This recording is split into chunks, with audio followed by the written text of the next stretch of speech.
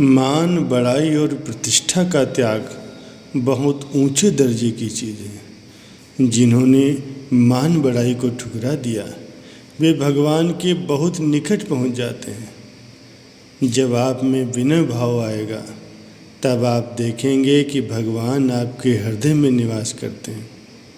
अभी आपका स्थान भगवान के लिए खाली नहीं है, अहंकार ने स्थान जमा रखा है। दिन और रात एक ठाव में नहीं रह सकते। इसीलिए भाइयों, अपने मैं को हटाओ और परमात्मा को रखो। सबको इस पर जोर देना चाहिए।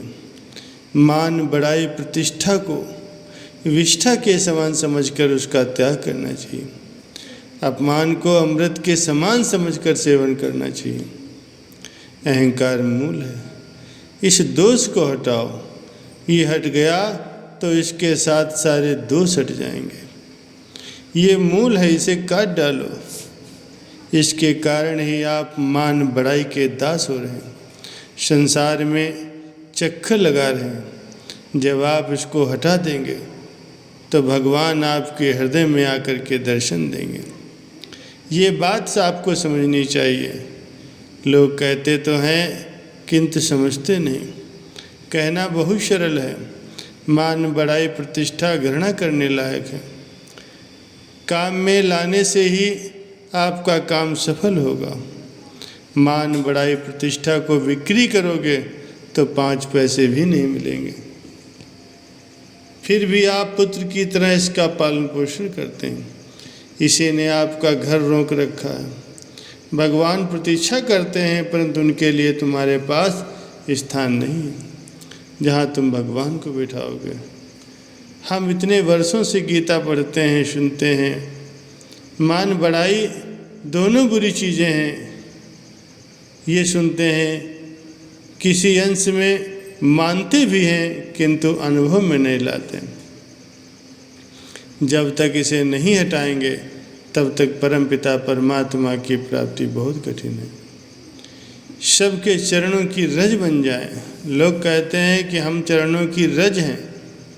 ये कहना तो बड़ा सरल है, वाणी का विषय है। चरणों की रज का मतलब होता है चरणों में ही रहना।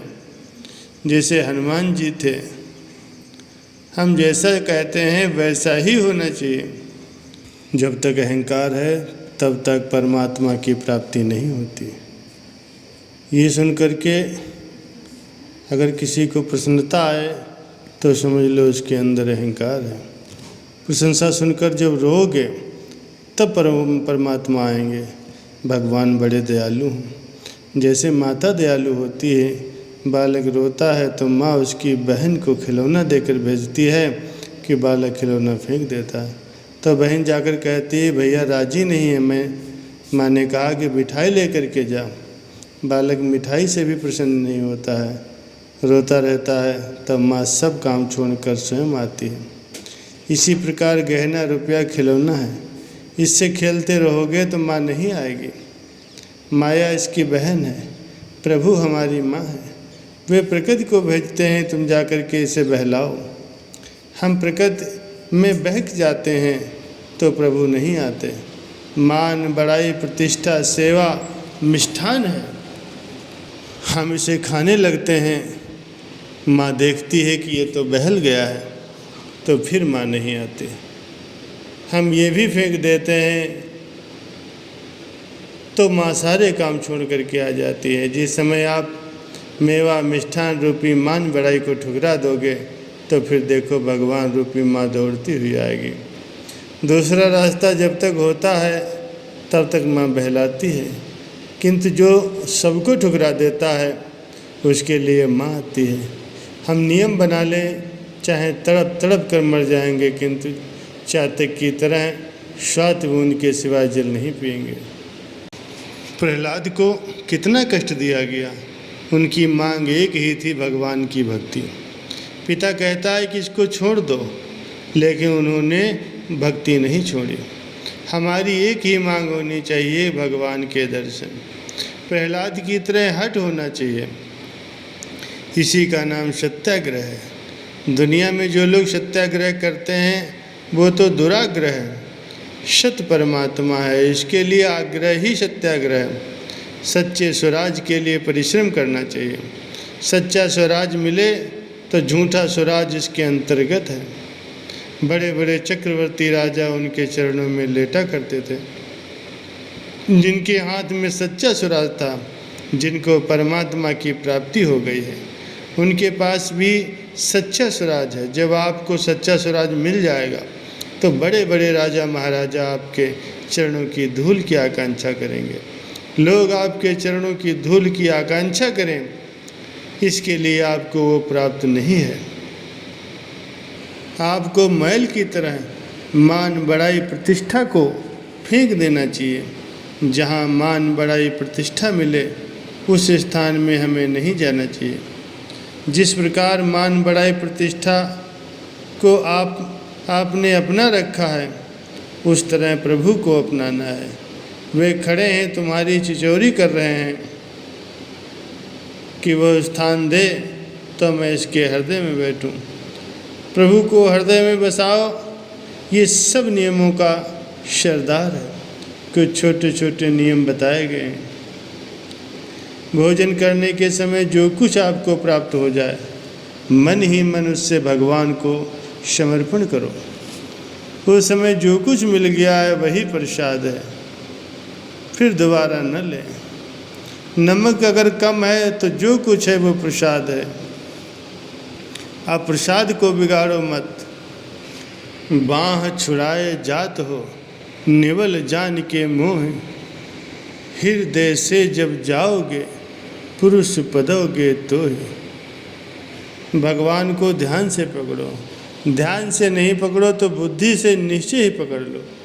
बुद्धि से नहीं पकड़ सको तो श्वास से पकड़ो। श्वास के साथ नाम को जोड़ दो। श्वास से नहीं पकड़ सकते तो वाणी से पकड़ो। नेत्रों से मूर्ति का दर्शन करो और उनके स्वरूप की पूजा करो। ये भी नहीं कर सकते तो कुछ तो करो, और कुछ नहीं तो हर समय ईश्वर को स्मरण करते रहो, नमस्कार करते रहो। इससे भी तुम्हारा बेड़ा पार हो जाएगा। नमस्कार करोगे तो स्मृति तो होगी ही। किसी को नमस्कार करते हैं तो उसकी याद तो आती है। भगवान कहते हैं कि जो पुरुष अंतकाल में मुझको स्मरण करता हुआ शरीर को त्यागता है, वो मेरे साक्षात स्वरूप को प्राप्त होता है। इसमें कुछ भी संशय नहीं। मरने के समय जो इस प्रकार का भाव रखता है तो समझना चाहिए उसके भीतर भगवान की स्मृति है। किसी भी तरह भगवान को नहीं छोड़ना है। और एक मदद की बात इसमें है, भगवान कहते हैं जो मुझे नहीं छोड़ता मैं उसे नहीं छोड़ता।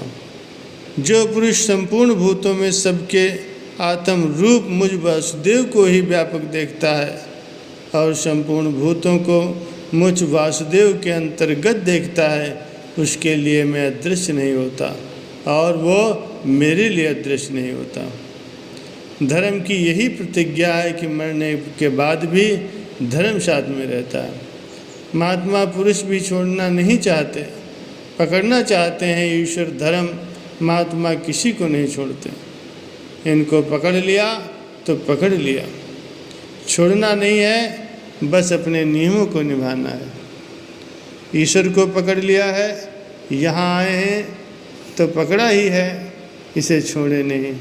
नियम बना लें और अपनी शक्ति को उस नाम स्मरण में लगाएं, फिर कमी कोई नहीं रहेगी। ईश्वर की वंदना करते रहें, पांचों नियमों की पालना करते रहें।